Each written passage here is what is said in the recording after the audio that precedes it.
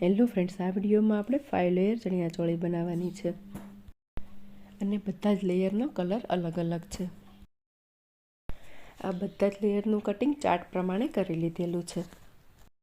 Single કલરનો ચણિયો બનાવવો હોય કે મલ્ટી કલરનો બનાવવો હોય, મેથડ સેમ રહેશે. આ ચાર્ટ પ્રમાણે જે આપણે ચણિયાનું કટિંગ કર્યું હતું તેમાં આપણે 12 મીટરનો ઘેર બનાવેલો છે, પણ અત્યારે જે આપણે બનાવવાનો છે તે 12 મીટર કરતાં ઓછો છે, એટલે દરેક લેયરમાં મેં હાફ મીટર ઓછું કરેલું છે.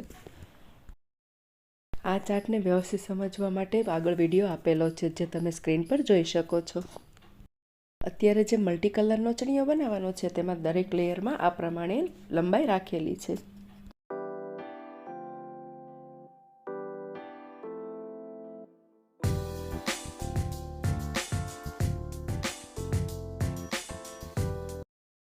હવે આ મલ્ટી કલરનો ચણિયો બનાવવા માટે કાપડ કેટલું લેવું, તો તેના માટે ચણિયાની લંબાઈ અને ઘેર કેટલો બનાવવો છે તે પ્રમાણે અલગ અલગ લેવાનું હોય છે. અત્યારે મેં ટોટલ 7 મીટર કાપડ લીધું છે. હવે ચણિયાનું સ્ટિચિંગ કરવા માટે આ દરેક પાર્ટને કલર વાઇઝ અલગ અલગ જોઈન્ટ કરી લેશું અને જોઈન્ટ કરી લીધા પછી બધા જ કલરની અલગ અલગ ફ્રીલ બનાવીશું.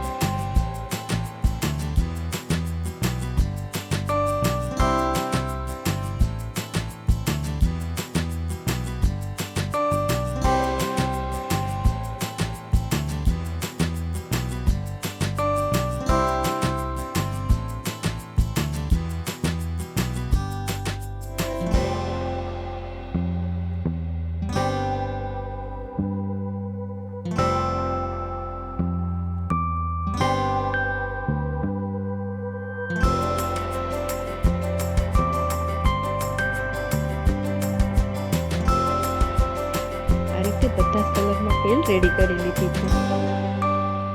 ઉપરનું લેયર છે તે વ્હાઈટ આવશે અને નીચેના દરેક લેયરમાં ડાર્ક કલર આવતો જાય તે પ્રમાણે બધા જ લેયર જોઈન્ટ કરી દઈશું.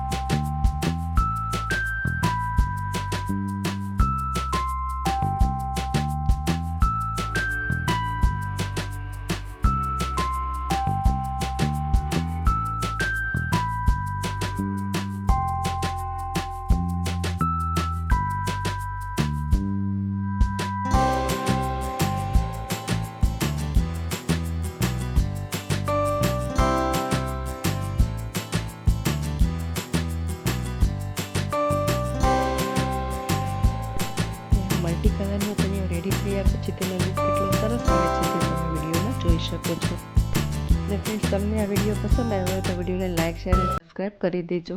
તમે આવા દરેક નવા વિડીયો જોઈ શકો. Thank you.